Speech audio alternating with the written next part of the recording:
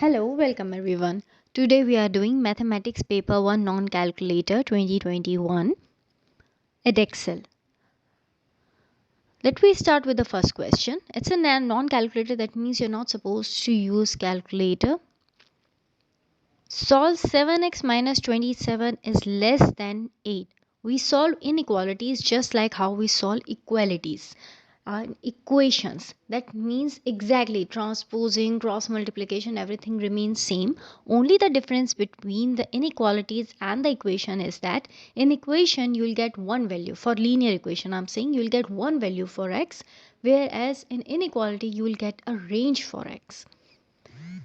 Same will transpose it here, and remember, while transposing always change the sign. So 7x less than 27 plus 8, which is 35. And divide both the sides by 7, you will get 5. That means x takes up all the values that are less than 5. So final answer is x less than 5. Write 124 as product of its prime factors. So prime factors, that means you have to find all the prime numbers. When you multiply them together will give you 124. Let me do with factor tree method. I have explained you this in my previous paper video as well. So it's 124. We have to find the smallest prime number that can divide 124, and it's 2. If it's 2, the remaining is 62. 62 why? Because this one is 124 over 2. The actual number over the prime number that we have selected. Now this 62, we have to find the smallest prime number that can divide 62, which is 2. And 62 over 2 is 31. Now 31 is itself a prime number which cannot be factorized further. You will get just 31 and 1. So encircle all the prime numbers. These are the prime factors. That means 2 times 2 times 31. Moving on to the next one. A delivery of company has a total of 160 cars and vans. The number of cars to number of vans are 3:7. Each car and each van uses electricity or diesel or petrol. 1/8 of the car uses electricity, 25% of the cars use diesel, the rest of the cars use petrol. Work out the number of cars that use petrol. First thing is, we know that the total number of cars and vans are 160, and the ratio between them is 3:7. That means we can solve. If I say 3x be the number of cars and 7x be the number of vans, this is equals to 160. That means 10x equals 160 and x is equals to 16. That means clearly cars are 3x, 3 times 16, which is 48, and vans are just 160 minus 48. You'll get your answer as 112. Each car and van uses electricity or diesel or petrol. 1/8 of car uses electricity. That means 1/8 of car, which is 6. So 6 cars uses electricity. 25% of the cars are diesel. 25% of 48 is, just divide by 4, you'll get the answer, which is 12. So 12 cars are using diesel and rest uses petrol. So what are the number of cars that uses petrol? That means 6 plus 12, which is 18, and subtract 18 from 48, you'll get 30. So 48 minus 18, 30. That means 30 number of cars are petrol cars. Answer is 30. Next is, write 1.63 into 10 to the power of minus 3 as an ordinary number. Ordinary number, that means simple, no standard form. So 1.63 over 1000. So we have to move decimal 3 places before it. So decimal is already here, just place it 3 units, 1, 2, 3. So final answer is going to be 0.00163.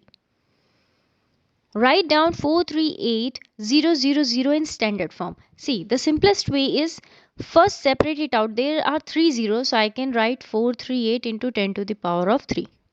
Next is, if I want to place decimal, a standard number is there should be a number and decimal just after it. So that means I need to put decimal just after 4. So 4.38. If I'm converting 438 as 4.38, that means I need to multiply it by 100, because 4.38 into 10 to the power of 2 is 438. That means 438 can be written as 4.38 into 10 to the power of 2, and 10 to the power of 3 is already there. Final answer is going to be 4.38 into 10 to the power of 5, because according to the rules of indices, having same base, different powers, add them up if you are multiplying. So 10 to the power of 3 into 10 to the power of 2 will become 10 to the power of 3 plus 2, which is 10 to the power of 5. Work out 4 into 10 to the power of 3 times 6 times 10 to the power of negative 5. So let me solve just numbers first. So 4 into 6, because they all are in multiplication. 4 into 10 to the power of 3 into 6 into 10 to the power of minus 5. 4 into 6, 24. And 3 minus 5 is 10 to the power of minus 2. Now, if your answer, because they're asking you in standard form, so we just convert 24 as 2.4 into 10. 10 to the power of minus 2. Final answer is 2.4 into 10 to the power of minus 1. So our final answer is 2.4 into 10 to the power of minus 1. Moving on to the next one. Here is a regular hexagon and a regular pentagon. Work out the size of the angle marked X. So first thing is, let me calculate the exterior angle of both pentagon and hexagon. So the exterior angle of a regular hexagon is the total 360 degrees, because outside it makes an angle of 360 degrees. That's why. So you can say 360 degrees over the number of sides. So exterior angle in regular hexagon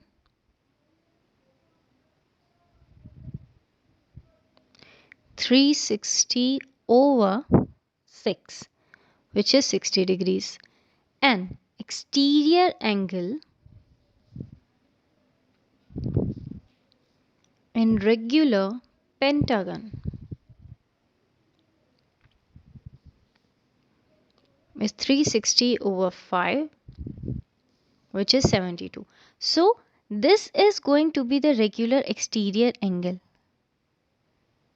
This one is going to be the exterior angle of hexagon. This one will be exterior angle of pentagon. Now these together, if you add them up, will give you x. So x is equals to 60 plus 72, which is 132 degrees. Answer is 132 degrees.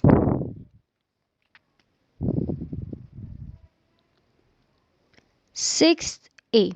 Complete the table values for y equals x squared minus 3x plus 1. That means only put the values of x and you will get the values for y. So when you put x equals negative 1, it's going to be negative 1 whole squared minus 3 into negative 1 plus 1. What I did, I have only replaced or substituted the value of x as negative 1. So it will be 1 plus 3 plus 1. Ultimately, you'll get your answer as 5. Similarly, when you put 2, so you can say when x is equals to 2, it's going to be 2 squared minus 2 into 3 plus 1. You will get your answer as, on solving, minus 1. X equals 3. It's 3 squared minus 3 times 3 plus 1. Answer is just 1. When you put x equals 4, it's 4 squared minus 3 into 4 plus 1. It will give you 5.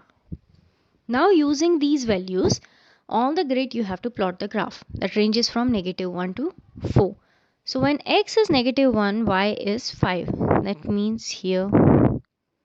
When x is 0, y is 1. That means here. When x is 1, y is negative 1. That means here.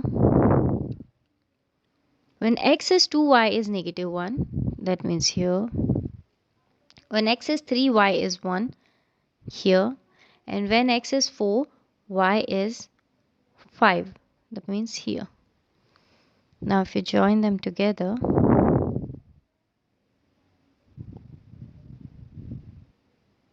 this is going to be a parabola, which is a quadratic curve.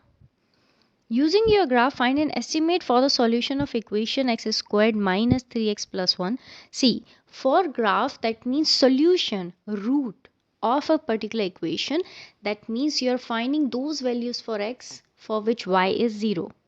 Think where on the graph you will get values of x where y is 0. That's only on x-axis. Clearly, everywhere if you pick any point you will not get y as 0 except for this x-axis. That's the only place where you will get y as 0. That means they are asking you what are the points where the curve is meeting x-axis. Here curve is meeting at this point and curve is meeting at this point as well. This is just, you can say, not at 0.5 but just nearer to 0.5, so we can consider it as 0.4. So one value is 0.4, x1 equals, and x2 equals, here it's 2 units after 5, so you can say it's 2.6 or 2.7. Let me say 2.7 here. So these are the roots.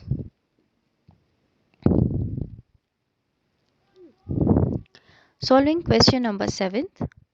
Here are two cubes A and B, and these are the dimensions of both cubes A and B are given. Cube A has mass of 81 grams and cube B has a mass of 128 grams. Work out the density of cube A and basically the ratio with the cube B. Simple. Density is mass over volume. So mass over volume for A, ratio mass over volume for B. Mass is given as 81 grams for A and volume is A cube. Length cube. Cube of length will give you the volume of a cube. So it's going to be 3 times 3 times 3, which is 27. Whereas mass is given as 128 for B and it's going to be 4 times 4 times 4. Let me simplify. If I cancel it out with 9, so it will give me 9 times 3 and 9. That means ultimately it's going to be just 3. And also 27 times 3 is 81. So 3 ratio. Cancel it out. 4, it will be 32 and 2. That means final answer is 3:2.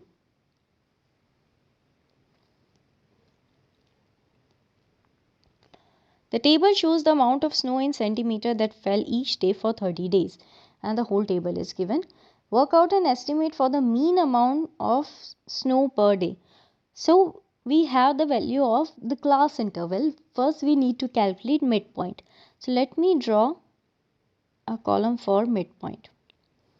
Midpoint of 0 to 10 is 5, 10 to 20 is 15. See, it's a simple way. How can you calculate the midpoint?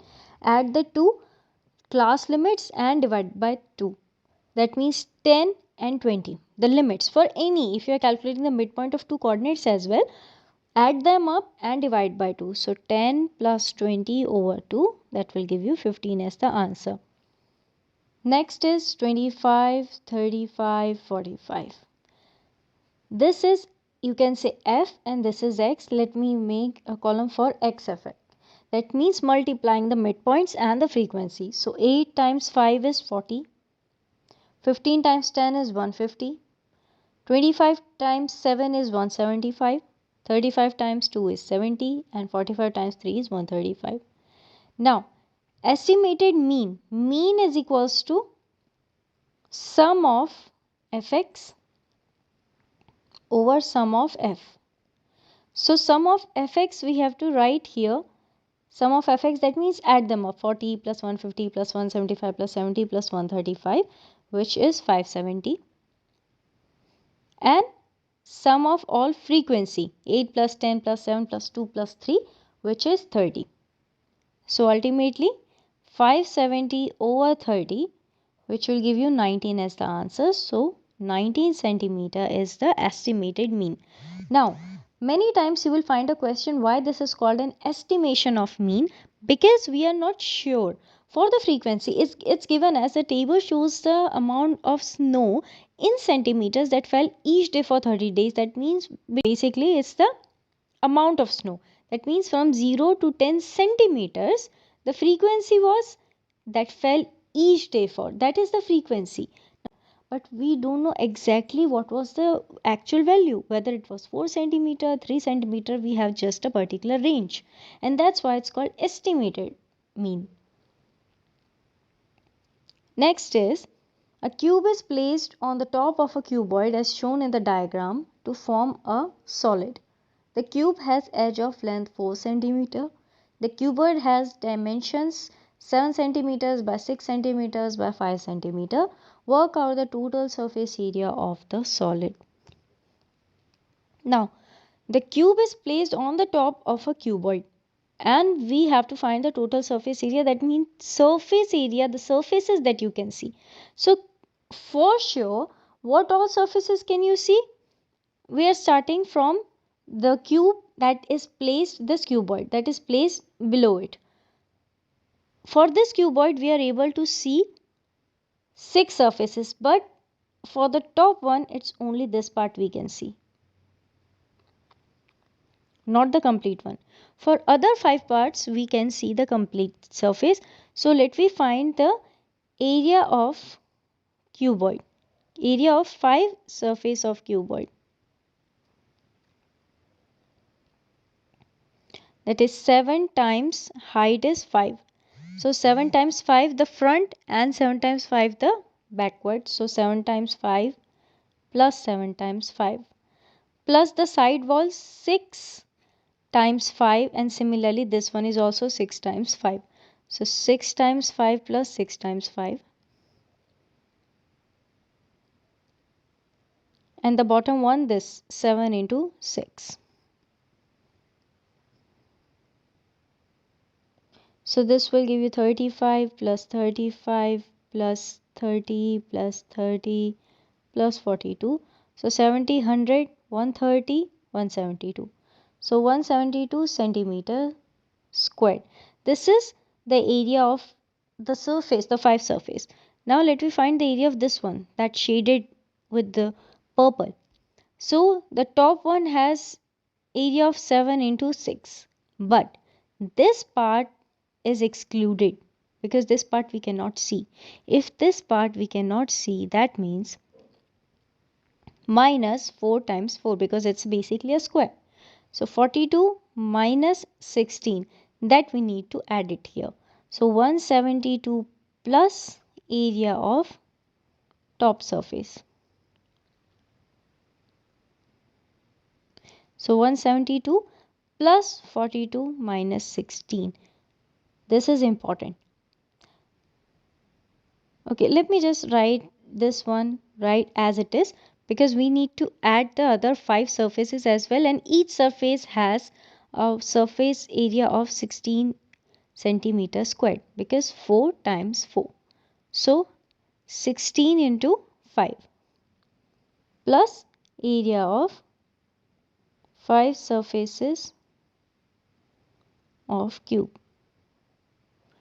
So 172 plus 42 minus 16 plus 5 into 16, 80.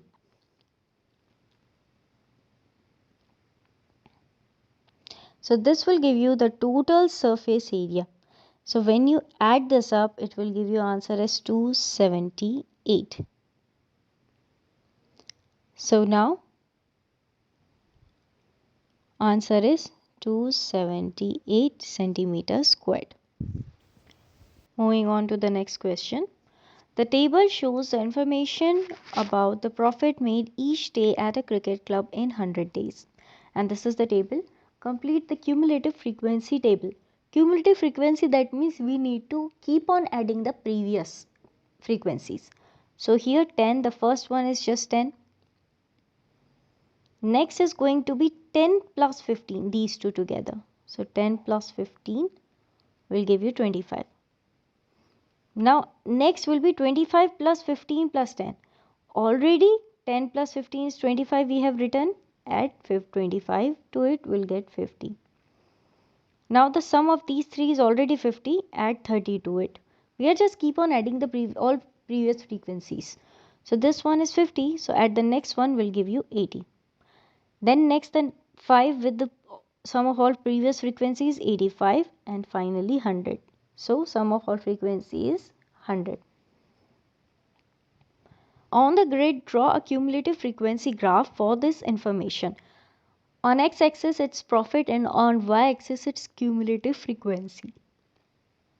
Now we just need to take the higher value. So don't calculate the midpoint. Only take the higher value because we need only one coordinate for x. So this will be 50 and the cumulative frequency corresponding to it is 10. So at 50 it will be 10. This is my first point.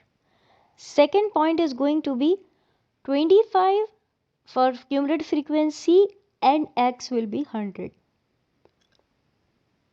At 100 it would be 25. That means here. Next is 150 and 50. So 150 and 50 here. Next is 280. So 280. Next is 250 and 85. So 250 and 85 would be somewhere here. 300 and 100. So 300 and 100. So you just need to join them together. It would be like this. Touching this one, you'll get your curve. Now, use your graph to find an estimate for the number of days on which the profit was less than 125. Less than 125, that means at x equals 125, draw a vertical line. 125 is here. And once it reaches the graph, draw a horizontal line. This will give you the value of x, which is approximately, you can say, 37, 36, because you will get 30 and each value, so it will give you 34 to 36 somewhere. And this graph is, I think, if I draw it some more here, you will get answer is 36, 37 something. So let me say 36 days. Use the graph to find an estimate for the interquartile range. Interquartile range, that means upper quartile minus lower quartile. Upper quartile you will get at 75% of the cumulative frequency. Cumulative frequency is 100. 75% or 3 by 4th of it, anything. So 3 by 4th of total frequency, and lower quartile is 1/4 of total frequency.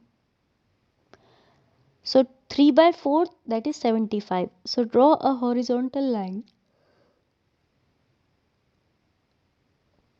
And once it reaches, draw the vertical line. So it will be, you can say, approximately 190. So this is going to be 190 minus 1/4, that means 25. So at 25, it would be here. Let me draw horizontal and then a vertical line. So it's giving me somewhere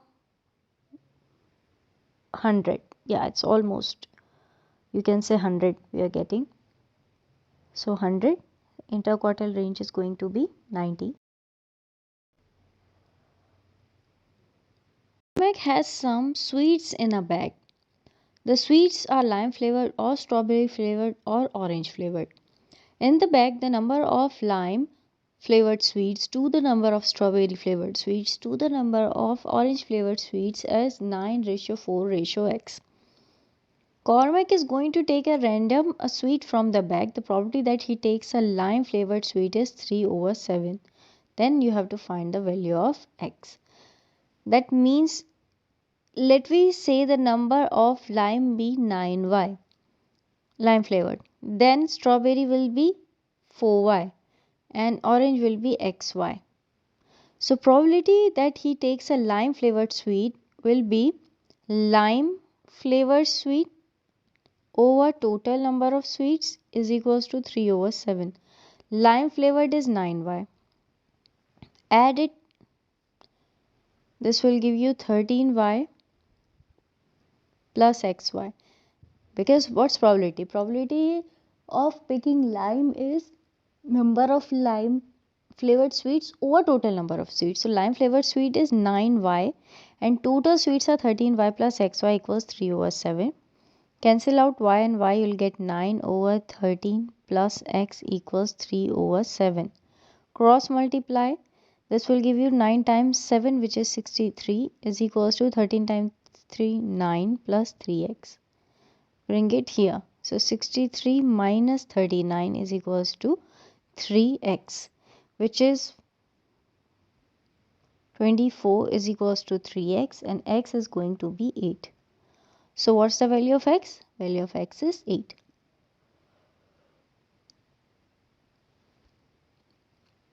Express 0.117 as fraction. This is recurring. So x is equals to 0.117 recurring. So what I need to do, I just need to remove this recurring. That's why I'll first multiply 10x. Because when I multiply the point, the decimal will shift here and it will make 1.17 recurring. That means I need a decimal so that just after the decimal there will be recurring numbers. 1 was not a recurring number, that's why I multiplied with 10. As we know, recurring means that will keep on getting 171717. Now what I need so that next will also the same set of recurring. That means if I multiply 100, I'll get 117.1717. That means same set of recurring. So multiply 100 to this, you'll get 1000x times 117.17 recurring. Why I did? So that I can subtract 17 completely. This will give me 990x and this will give me, if I subtract, so negative, and this will give me negative 116, or x is going to be 116 over 990. So this is our final answer. We can simplify it as well. When you simplify, it will give you 5 8 over 4 9 5. We can write this as our answer.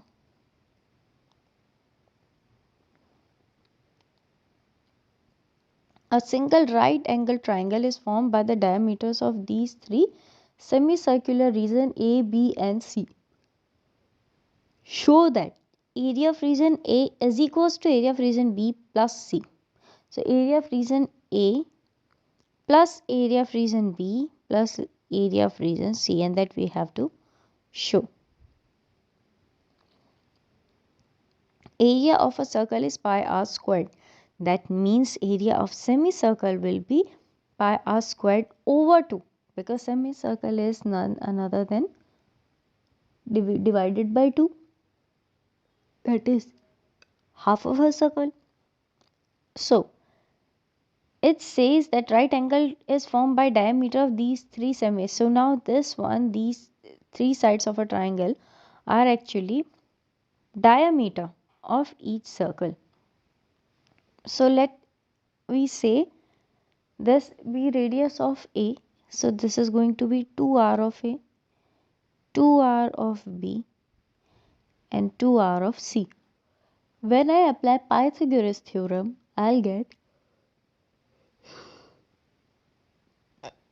2rc whole squared plus 2rb whole squared is equals to 2ra whole squared, because sum of square of 2 foot is equals to square of hypotenuse. So from here 4rc squared plus 4rb squared is equals to 4ra squared, dividing both the sides by 4, rc squared plus rb squared is equals to ra squared. Now multiply pi to both the sides. So it will become pi times RC squared plus RB squared equals RA squared. Pi RC squared plus pi RB squared is equals to pi RA squared. So this is what? RC squared is area of region C plus area of region B. RB squared is equals to pi RA whole squared is area of region A. And this we have to prove. Here is a speed time graph. Work out an estimate of the gradient of the graph at t is equals to 2. That means first locate t equals 2. At t equals 2, that means here.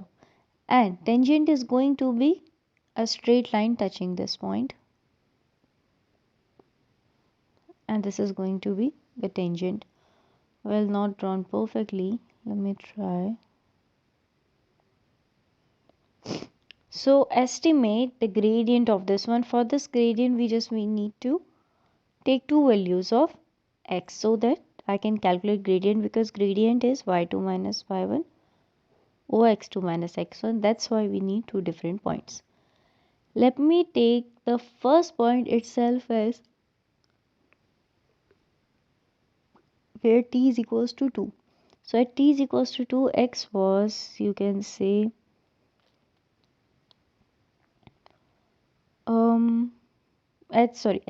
s speed. Speed is somehow, we can say, 2.8. Now the second here, let we say speed at this is 0.8 and t is equals to 0. Now x2 minus x1, if I apply, it will be y2 minus y1, 2.8 minus 0.8 and 2 minus 0. That means 2 by 2, 1. So you will not get exact 1 always. It's just an estimation. I assume this point. But this can be 2.9 as well. This can be 0.7 as well. So it has a range. What I can see, I have written 2.88. That's why it's known as basically estimation. What does the area under graph represent? Area under the graph represents, for a speed time graph, the area under curve will give you the distance traveled. So this is distance traveled.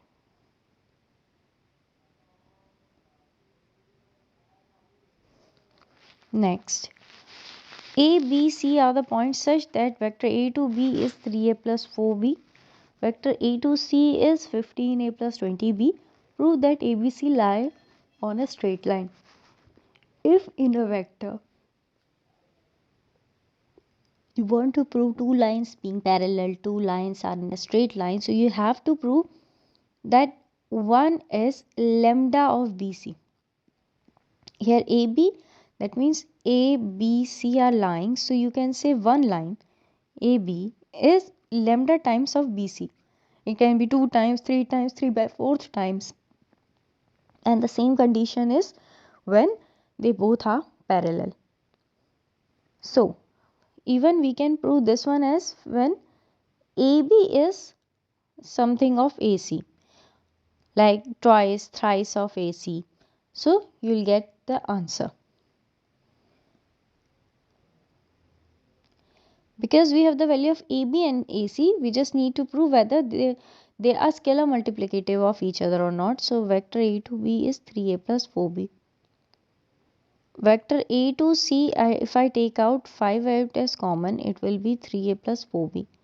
We know 3A plus 4B is AB. So vector A to C is 5 times vector A to B. They are scalar multiplicative of each other. That means both lines form a straight line, and points A, B and C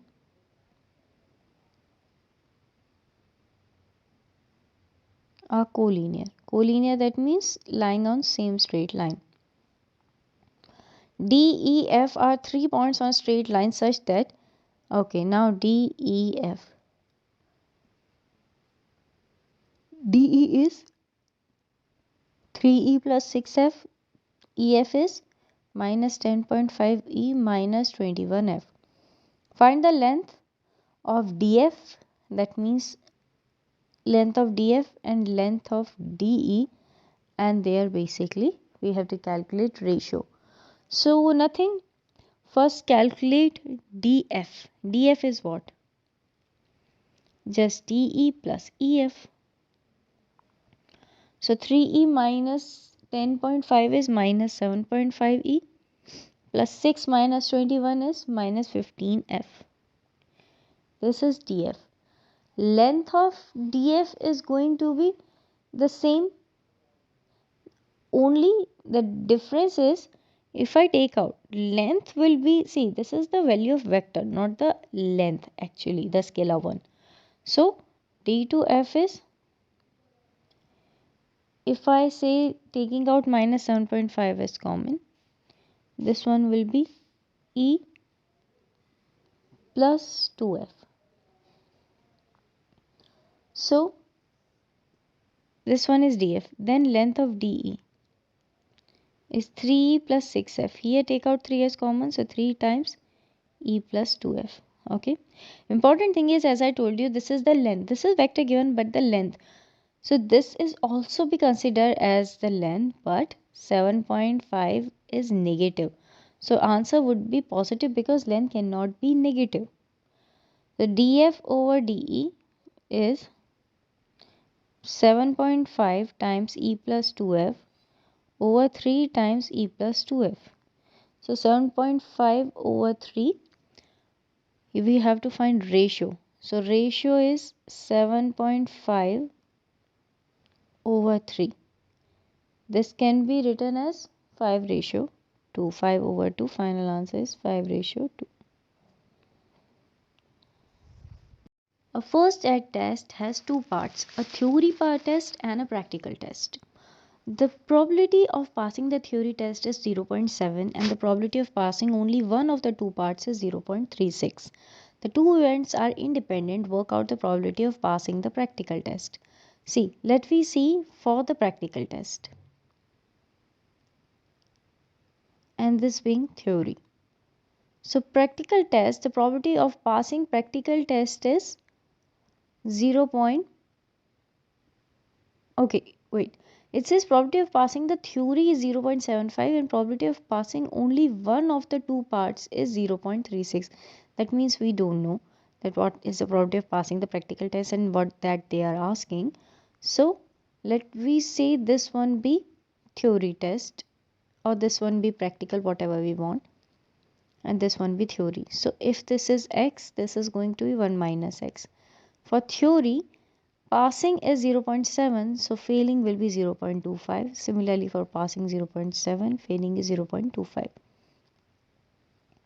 The probability of passing only one of the two parts is 0.36. That means probability of passing practical into probability of failing theory plus only one of them passing. That means if you are passing practical, then you are failing theory. Similarly, if you are failing practical, you are passing theory. That is given as 0.36. So probability of passing practical is x and failing is 0.25 plus failing practical is 1 minus x and passing theory is 0.75. This is equals to 0.36. Now multiply both the sides by 100. It will be 25x plus 75 minus 75x equals 36. Bring it here. It will be minus 50x is equals to 36 minus 75, which will give you 39. So x is going to be, this is negative, so x is going to be negative 39 over negative 50, or you can say it's 0.78. So final answer is 0.78. Is the probability. That's the value of x. And x is what? It's passing. So we are finding passing the probability test is 0.78, the practical test. Y is directly proportional to the square of root t. Y is equals to 15 and t is equals to 9. T is inversely proportional to the cube of x and t is 8 and x is 2. Find the formula for y in terms of x. So these two are separate and then at the end we need to merge them. Y is directly proportional to the root of t. That's the first thing. That means I need to remove proportionality sign and introduce equation or equality to sign. So proportionality will be changed to equals to sign, but at the same time I need to introduce a constant. Let's say this be k root t. We have to find a final equation. So put y equals 15 because they have mentioned and t as 9. So 15 is equals to 3k, that means k is equals to 5. So final equation will be y is equals to 5 root t. Next is t is inversely proportional to the cube of x. That means cube of x. T is inversely proportional to cube of x, or t is equals to, let's say, k dash over x cube. T is equals to 8 and x is equals to 2 cube. So it's going to be 64 is equals to k dash. So final equation is t is equals to 64 over x cube. Now we need to find the y in terms of x. This is y in terms of t. This is x in terms of t. Basically, if you write it like this. So x in terms of t, ultimately we need to remove t. And that's why if we write both of these in terms of x or y, that means t equals to. So this will be y over 5 equals root t. Squaring both sides, you will get y squared over 25 is equals to t. This is equation 1, this is equation 2. Since they both are equals to t, that means they both are equal.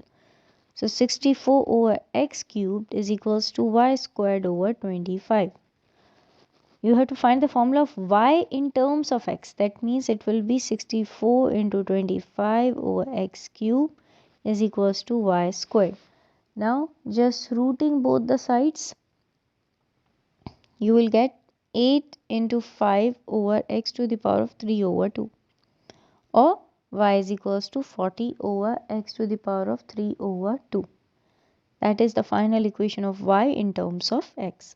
I have just converted both the equations in t equals something so that I can equate them at the end and will be able to remove t, because finally they were asking to find a formula of y in terms of x. There is no need of t here. Work out the value of 5 4 by 9 whole to the power of negative half into 4 2 over 3 over 2 to the power of minus 3.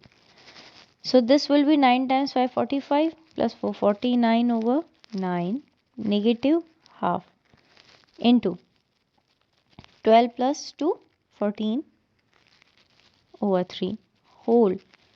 2 to the power of negative 3 is 1 over 2 to the power of 3. That means this will be 9 over 49 and it will be to the power of half into 14 over 3 1 over 8. Half is root. So root, that means x to the power of half is nothing but root x. So rooting 9 by 49 into 14 over 3 over 1 by 8. This is 3 by 7. From here you will get 2 over 1 by 8, which is 16. Now why it happened? Because 2 into this can be written as, this whole expression can be written as 2 divided by 1 over 8. And I told you whenever we divide a fraction, just replace this division sign with multiplication and the number or the fraction after division sign gets reciprocal. So 1 over 8 will become 8 and final answer will become 16. So that's 16. Moving on to the next one. Solve 1 by 2x minus 1 plus 3 over x minus 1 is equals to 1. And we have to get our answer in this form. Same, if we solve any fraction, that means algebraic fraction or just the numbers, we have to do same, that means find the LCM of denominator so that we can make them same. LCM is 2x minus 1 times x minus 1. So how can I make 2x minus 1 times x minus 1? By multiplying it with x minus 1. And if I'm doing it denominator, I need to do it numerator as well. That means multiply 1 with x minus 1. Similarly, multiply this with 2x minus 1 and multiply this with 2x minus 1 as well. Final is x minus 1 over x minus 1 times 2x minus 1 plus 3 times 2x minus 1 over x minus 1 times 2x minus 1 equals 1. We have the same denominator, add them up. X minus 1 times 2x minus 1, x minus 1 plus 3 times 2 is 6x minus 3 equals 1. Now just cross multiply and simplify this one. This will be 7x minus 4, and on cross multiplying it went up there, equals x minus 1 times 2x minus 1. Let me just expand right hand side. So it will be 2x squared minus x minus 2x plus 1. 7x minus 4 equals 2x squared minus 3x plus 1. Bring all these numbers on one side. 2x squared minus 3x, while transposing 7x will change the sign, and minus 4 will also change the sign. So 2x squared minus 10x plus 5 equals 0. That's your final quadratic equation. We need to solve it because the written is solve. Solve means you need to calculate the value of x. It's a quadratic equation, so applying quadratic formula, because this cannot be solved through factorization method. Even it says answer should be in this form, so it will just be quickly come in your mind, okay, that's going to be solved by quadratic formula. Minus b plus minus root b squared by minus 4ac by 2a. On comparing with quadratic equation, a is 1, b is negative 10 and c is 5. So minus b will become plus 10, plus minus 10 squared 100, minus 4 into a is 1 and c is 5 over 2a, 2 times 1. 10 plus minus root 100 minus 20 over 2. This is root 80 over 2. Now further, if you factorize root 80, it comes out to be 4. Oh sorry, here a was 2. A little mistake. A is 2. So here a is 2 as well. Here a is 2 as well. 2 as well. So this is going to be 40. So 100 minus 40 is 60. And this will be 4. So if you simplify root 60, your answer will be 2 root 15. So it will be 10 plus minus 2 root 15 over 4. Or just cancel 2. That means take out 2 out as common. 5 plus minus root 15 over 4. Cancel this one. 5 plus minus root 15 over 2 is your final answer. And it's matching with this one clearly. The center of a circle is the point with coordinates negative 1, 3. The points A with coordinates 6, 8 lie on the circle. Find an equation of the tangent to the circle at A. So first thing is, let me draw a circle. This is a circle and it has a center, this, which is negative 1, 3. The point A with coordinate 6, 8. There is a point A and its coordinate is 6, 8. And we want to calculate the equation of the tangent which is passing through this point 6, 8. Simple. First, we should know that the standard equation is y is equals to mx plus c.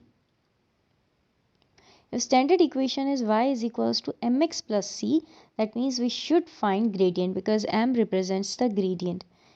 To calculate gradient, we have only one point for this one. But we have one thing, if I join the center of a circle and the point on which the tangent is, so we know by circle theorem that angle between the radius and tangent is always 90 degrees. So angle A is equals to 90 degrees because angle between radius and tangent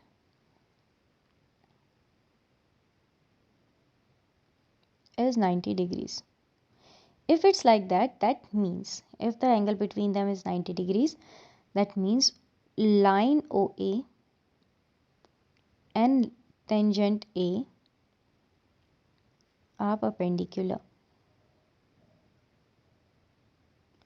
So gradient of OA